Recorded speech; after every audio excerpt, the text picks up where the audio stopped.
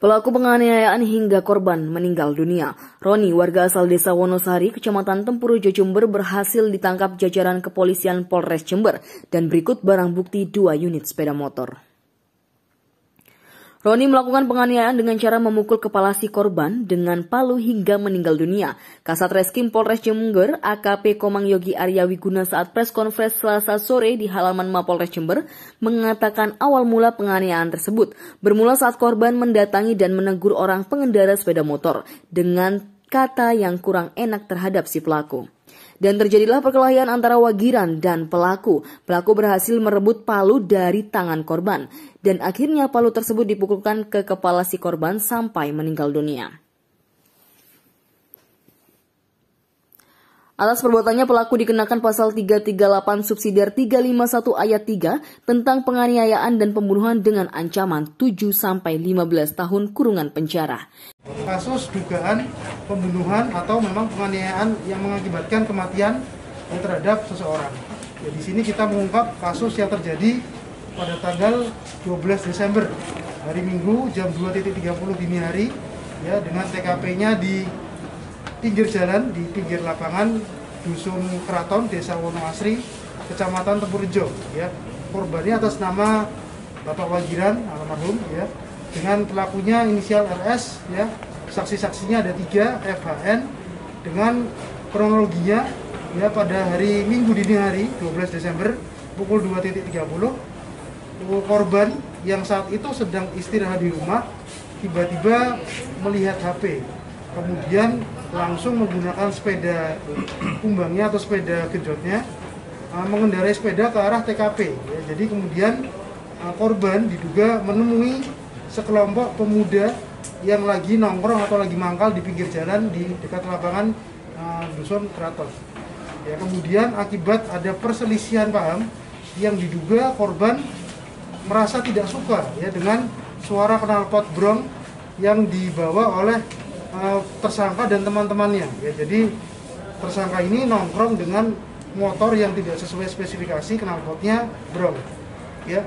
Atas dasar itu kemudian korban melakukan peneguran ya, mungkin karena memang kata-katanya ada yang dirasa kurang pas sehingga memancing emosi daripada tersangka ya. Yang perlu diketahui di sini sarana yang digunakan atau alat yang digunakan untuk melakukan pembunuhan atau penganiayaan tersebut adalah martil, martil atau palu yang ternyata itu sebenarnya milik korban ya. Jadi sudah dibawa korban, kemudian korban menegur dengan mengacung-acungkan martil ya. Kemudian tersangka karena memang emosi, kemudian terjadi perkelahian atau pergumulan dengan korban ya. Jadi sempat saling pukul, kemudian karena tersangka sempat menguasai martil daripada pelaku sehingga tersangka langsung memukulkan ke kepala korban ya, sehingga hasil daripada visum et repertum luar maupun dalam setelah diotopsi terjadi pecah tengkorak ya, pecah kepala di bagian tengkorak yang mengakibatkan ya pecahnya pembuluh darah di otak sehingga banyak keluar darah dan asupan oksigen ke otak tidak lancar sehingga mengakibatkan kematian ya. Yang bisa kita amankan dari perkara ini ada 1 orang tersangka inisial RS, kemudian barang bukti ada sepeda motor milik tersangka dan juga sebenarnya ada sepeda milik korban cuma masih kita amankan juga. Kemudian ada juga sarana berupa palu atau martil yang digunakan oleh pelaku ya.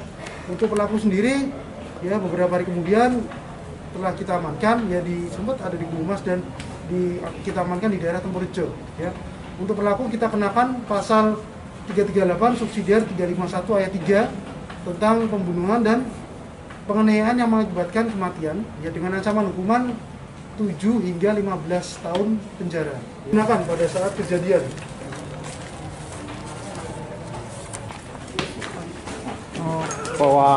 Bisa diceritakan kejadian bagaimana kronologi kegiatan untuk Wagiran korban? Saya nongkrong. Apa ada masalah atau ada apa? Saya ada tahu lewat mungkin lewat. Setelah itu bapak itu mukul saya pak. Saya